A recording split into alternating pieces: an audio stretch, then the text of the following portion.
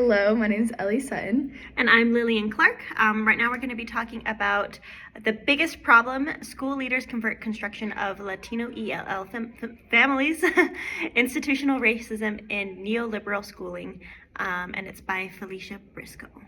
Yes, and we're going to start off with a summary.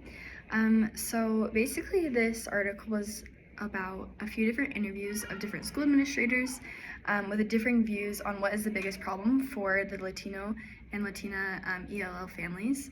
A lot of it that they talked about was about the NCLB, No Child Left Behind, and how it sets impossible expectations and creates stressful learning environments, especially through testing.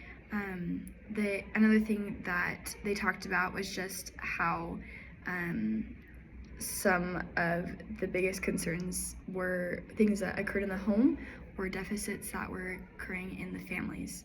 And another thing that a lot of people would be considering a problem would be blaming the system and just calling it a systemic problem. So there's all these different viewpoints of what was the real problem. One thing that was common is that they all had the genuine desire to help children, but a lot of the times they were just really exhausted in like the different methods and strategies that they were using to help the Latino or Latina population. Another thing that was really interesting that I got from this was just that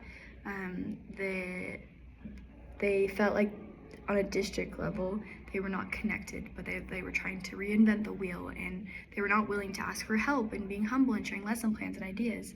And so that was something that was really interesting to me in this article. Mm-hmm. Yeah, something I thought was really interesting and sad is that ELL students are disproportionately represented in like all of the special ed and special needs programs. They also have like the highest dropout rates. So really we can see that it is kind of a racialized problem, that they are not succeeding as well in schools, and it's not their fault, but it has to be something with our system. So this article was talking a little bit about what those systematic racist factors might be, and that, like you said, a lot of it is the high stakes testing and just having really, really stressful tests that are all in English that cause students to be stressed out and teachers to be stressed also, because they can't get their ELL students to perform as highly as other students because they are at a disadvantage, at least in English, but not necessarily in other things, which causes a little bit of the racism and sets our students behind.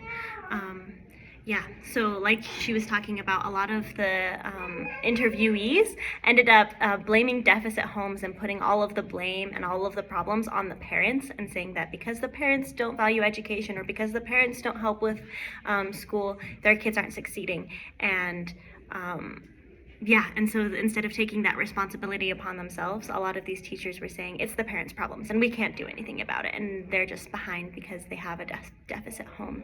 Whereas the other teachers who were kind of doing the counter discourse and going against the mainstream ideas, they tended to put the blame more on systematic things and the way that we as a society are providing access to these families, or they took the responsibility upon themselves and they were responsible for their children's education without blaming the parents or putting them down as lesser. Okay, we will now get into the praxis part of the self-reflection and of the recording.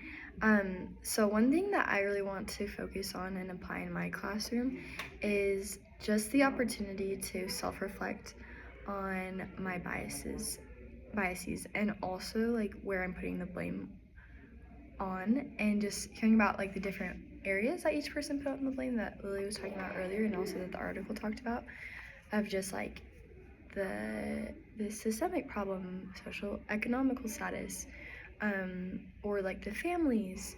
I think it's just really important to see where I feel like I'm putting the blame on, and then taking a step back and seeing what I can do to control the problem as well, or what I can do to fix or to help it, because there's a lot of factors in there that we can't necessarily control or change or influence, but there's things that we can do and the steps that we can take. And so what I would like to do is I would like to kind of take a step back and realize where I'm putting the blame and maybe what I can do at least once a quarter, just to kind of figure out what my part is in this whole situation. Mm-hmm.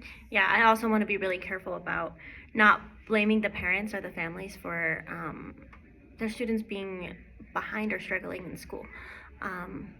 I think that, at least for me, in the past, when I've fallen into this trap of saying, like, oh, it's because they don't have access to books at home or whatever, for me, it has come from a place of compassion or pity and, like, almost wanting to make excuses for them.